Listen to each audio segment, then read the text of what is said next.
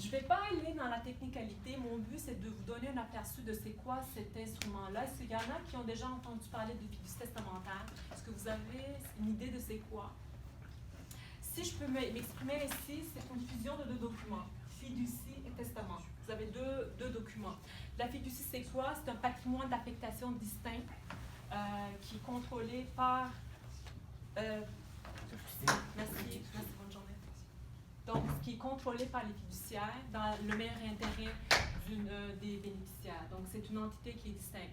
Le testament, vous connaissez c'est quoi? Donc, au décès, normalement, ce qui se passe, c'est qu'il y a une disposition réputée de tous vos biens. Au niveau fiscal, vous êtes réputé avoir disposé de tous vos biens, donc avoir vendu tous vos biens. Donc, il y a un impact fiscal automatiquement. Alors que quand vous créez une fiducie, il n'y en a pas d'impact fiscal. Donc, ça, c'est un des avantages. On n'a pas, je veux juste nuancer, là, au niveau de il n'y a pas de disposition réputée. Quand c'est bon, on s'entend, c'est sûr qu'il y a de l'impact fiscal en fiducie aussi, mais c'est ça. Donc, le but, c'est de constituer, au lieu que le patrimoine soit légué entre les mains des héritiers directement, à titre de personne, ça va être légué dans une fiducie qui va être gérée par une fiducie des bénéficiaires. Les fiduciaires dans l'intérêt des bénéficiaires. Donc, le but de le faire de cette façon-là. C'est une façon de contrôler aussi un peu comment les actifs vont être... Voilà, je rentre directement dans le sujet. Donc, la définition, on la retrouve à l'article 1260 du Code civil du Québec. Juste pour vous rappeler que la fiducie que nous avons ici, l'institution fiducie que nous avons au Québec, c'est une institution de droit civil avec quelques influences anglo-saxons, mais c'est pas une fiducie américaine ou une fiducie de common law. C'est une distinction. Donc, tout est codifié. On est très chanceux d'avoir les règles qui sont spécifiques et des règles jurisprudentielles qui sont là. Donc, la fiducie résulte d'un acte par lequel une personne, le constituant, dans ce cas-là, dans le fiducie testamentaire, ce serait le testateur. C'est le testateur qui constitue de par sa volonté. Le constituant transfère de son patrimoine qui constitue des biens qui l'affectent à une fin particulière et qu'un fiduciaire s'oblige, par le fait de son acceptation, à détenir et administrer. Donc, il y a plusieurs types de fiducies, je ne vais pas entrer là-dedans. L'article 1262 prévoit qu'on peut créer la fiducie par testament également. Donc, il y a, dans un cas de fiducie standard, ce qu'on a, c'est 3 acteurs. On a le constituant qui crée la fiducie, on a les fiduciaires, ce sont les personnes qui administrent la fiducie, pensez à des dirigeants d'une entreprise. Puis on a les bénéficiaires, donc c'est un peu comme les actionnaires d'une compagnie. Ce sont là les trois acteurs qui sont là. Et qui est propriétaire des biens de la fiducie? C'est la fiducie elle-même. Ce n'est pas le testataire, ce n'est pas le constituant, ce n'est pas le bénéficiaire, c'est vraiment la fiducie qui détient la propriété du patrimoine. Pourquoi la pertinence? Pourquoi faire une fiducie? C'est un patrimoine qui est distinct. Moi, j'ai beaucoup de clients qui sont entrepreneurs, qui sont professionnels de la santé et professionnels. Ce qui arrive, c'est que les professionnels encourent des risques au niveau de leur responsabilité professionnelle, les ingénieurs civils. Quand ils font des calculs, c'est bon pour 100 ans, ils peuvent être poursuivis pour 100 ans. Décès, les héritiers peuvent être poursuivis. Donc, ils sont tout le temps dans cet risque-là. Les médecins, les notaires, la même chose. On a un fonds d'assurance responsabilité qui est très viable.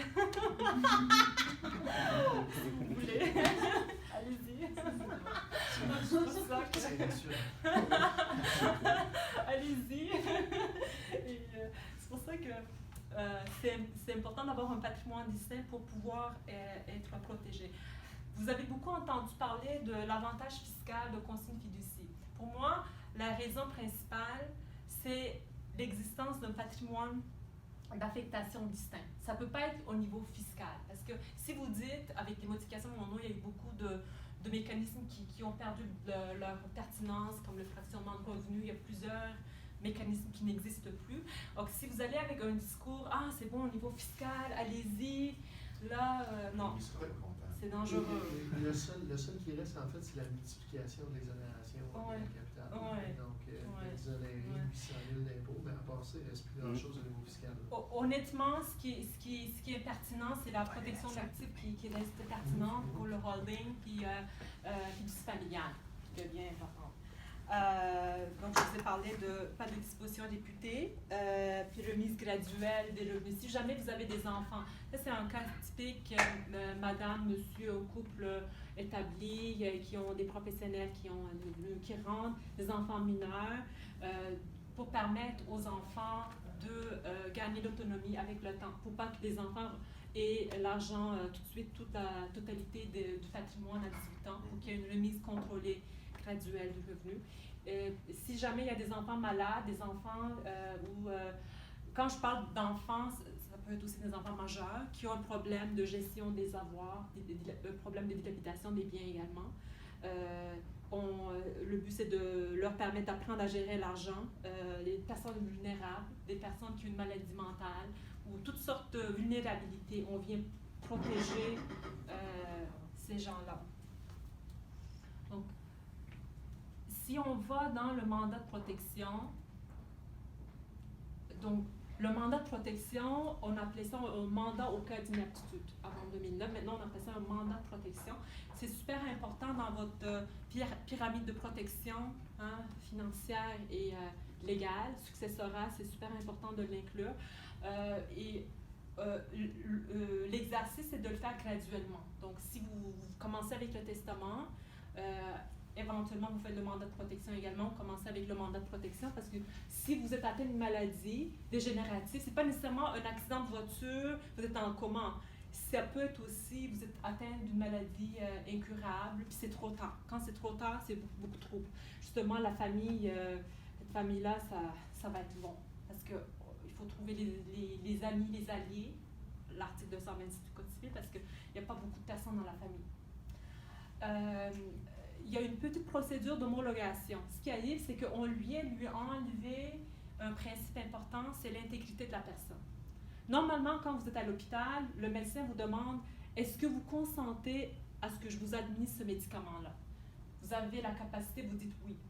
Mais si vous êtes plus lucide, vous n'avez plus la capacité, bien, le médecin ne peut pas vous administrer, vous ne peut pas vous faire la chimio ou quoi que ce soit. Si vous êtes marié, l'époux, l'épouse ne peut pas prendre la décision à votre place. Les enfants non plus ne peuvent pas prendre la décision à votre place. Je sais qu'en Ontario, il y a des formulaires qui signent, là. Vous avez déjà vu ce formulaire-là. C'est notre niveau. Le mandat de protection, il est notarié. Donc, il y a un spécialiste, un notaire, qui va venir vous donner tous les scénarios possibles. C'est possible aussi de faire une procuration générale avec un mandat de protection. C'est un modèle que je fais également. C'est pour les couples qui sont là depuis longtemps. Le risque, c'est que si c'est une procuration générale tout de suite, vous donnez tous les pleins pouvoirs tout de suite. Donc, il peut vous vider votre compte de banque demain matin. Donc, je dis faites attention quand vous faites la procuration générale. L'utiliser avec parcimonie. Donc, je n'aborde pas la question quand c'est un jeune couple. Quand c'est un couple, ça fait... Comprennent pas qu'un testament, c'est unilatéral. Ça, c'est un bon signe que ça... C'est parce qu'ils se voient comme une personne. C'est ceux qui se voient comme une personne. C'est fascinant. Moi, je ne comprenne pas le principe que ce sont deux personnes. C'est l'amour. C'est cute. Mais en droit, c'est un acte unilatéral, le mandat de protection, ça va. Donc ça fonctionne avec des entités distinctes. C'est cute pendant un certain temps. D'où l'importance de faire les documents. Donc, le mandat de protection, on peut séparer. Donc, la personne qui est habile pour gérer les biens, on peut nommer un mandataire au bien. La personne qui est proche, mandataire de la personne. Donc, c'est les mêmes personnes qui vont occuper les mêmes rôles. On peut rémunérer cette personne-là. On peut prévoir une clause de reddition de compte annuelle au remplaçant, mandataire remplaçant.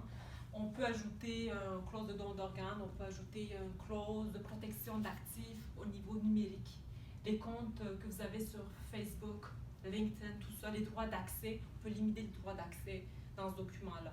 Donc, ça vous donne accès à une panoplie de protection, le mandat. Est-ce qu'il y en a qui ont jamais fait ou qui ne savent pas?